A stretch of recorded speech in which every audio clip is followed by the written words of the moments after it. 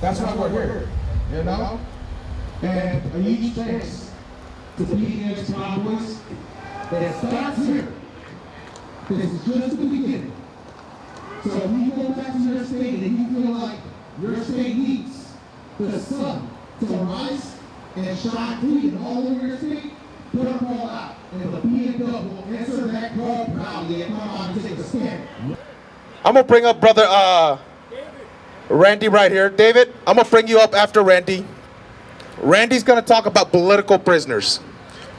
And he's working hard with some of the other patriots to help our political prisoners that are being held behind bars for standing up for what is right in America.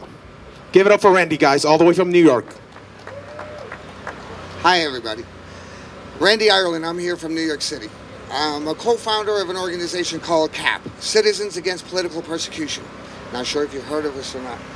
But another co-founder, Kara Casanova. Kara Casanova is also another co-founder.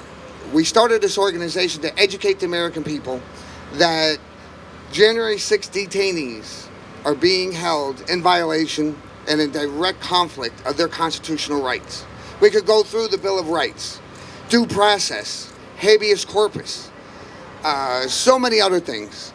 A lot of these guys are being detained, 23-hour lockdowns, have been detained for 8 months.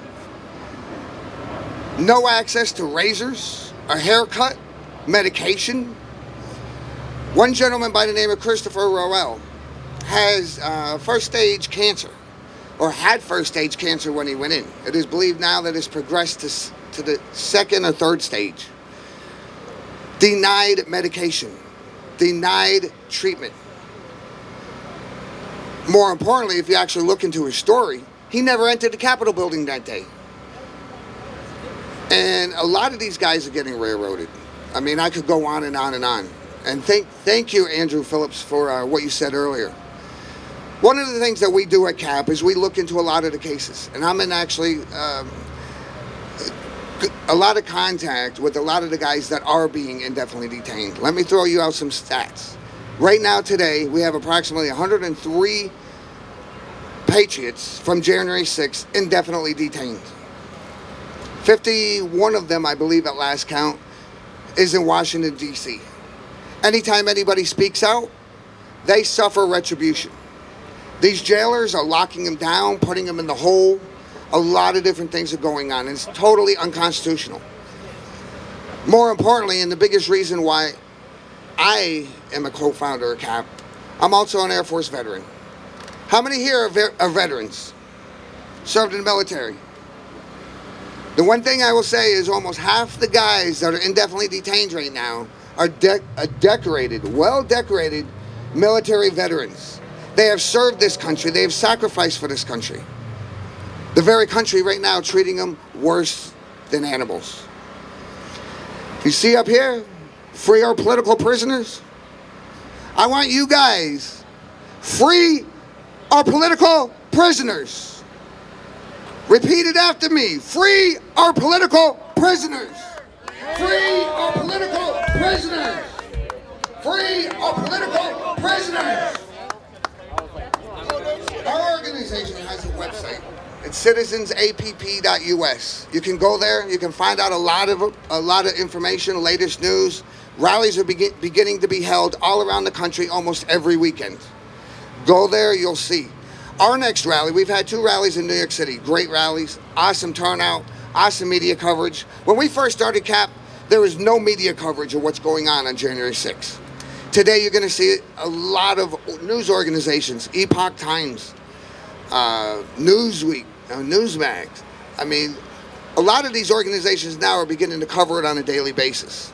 We had Kara Casanova had an article published in the Gateway Pundit. I want to say it was 2 weekends ago. And there was a story that involved Andrew Phillips, what he was talking about. Roseanne Boylan did not die of natural causes, as the media has portrayed since January 6th. She didn't die by being trampled by Trump supporters trying to get into the Capitol. Another lie. She was murdered by the Capitol Police. We have video evidence. We have eyewitness testimony. And the saddest thing is most of the eyewitnesses to that are sitting detained in Washington, D.C. right now. Our next rally is going to be September the 18th in Washington, D.C., right where it all started, at the Capitol building. Micki, who is Ashli Babbitt's mother, wanted me to convey to you guys, we need you to show up September the 18th in D.C., especially the Proud Boys that are here. This is a message going out to you. She's going to be there on September the 18th, and she wants to feel safe. So, I know I'm going to leave something out, but the one thing I want to say also is I'm here in Portland for the first time. I should have been here last year. I'm a Proud Boy. I'm a president of the Hellgate Bridge Crew chapter in New York City. Thank you to all the Proud Boys that are here today. Thank you to all the patriots that are here today. Standing up. What we're going through right now is a war on the U.S. Constitution. What the Department of Justice is doing, what the FBI is doing right now, they are shredding our Constitution. We no longer have due process. It's not innocent until proven guilty. It's like, you know what, we're going to lock you up and prove your innocence. It can't stand. It can't stand. And that's one of the reasons I'm standing out here today. Thank you to Tiny. Thank you to the Proud Boys. Thank you to everyone that's here today. And you know what? The only other thing I got to say is, fuck Antifa. Give it up for Brother Randy, guys. Free our brothers.